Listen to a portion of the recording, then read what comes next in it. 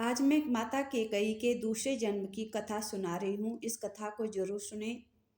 पौराणिक कथाओं के अनुसार माता कैकेयी दूसरे जन्म में यशोदा थी, क्योंकि जब भगवान विष्णु ने त्रेता युग में माता कौशल्या के गर्भ से रामावतार के रूप में जन्म लिया, तो माता कैकेयी दूसरी माता थी।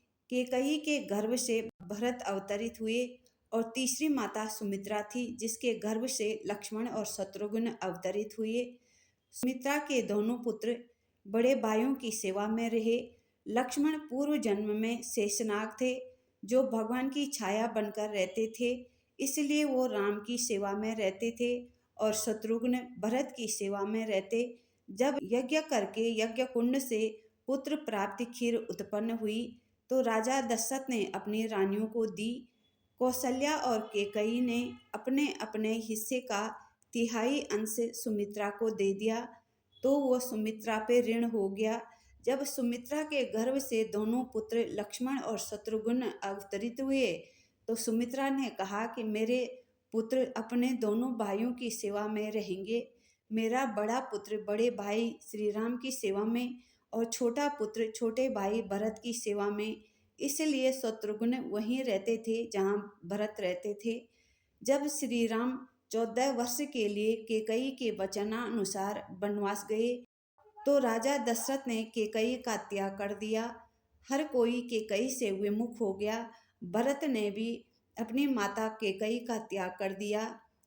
तब माता कैकेयी ने कोप भवन में 14 वर्ष तक पश्चाताप के वियोग में घोर तप किया, श्री राम को पुत्र रूप में प्राप्त करने के लिए। लेकिन पूर्व काल में माता कौशल्या ने घोर तप किया और भगवान को हर जन्म में पुत्र रूप में पाने के लिए वरदान मांग लिया था।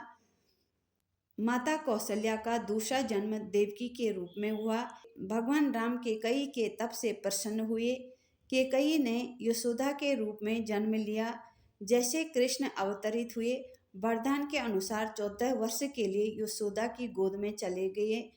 14 वर्ष की तपस्या का फल यशोदा की गोद में कृष्ण बनकर खेल किया। यशोदा को अपनी माता होने का सुख दिया।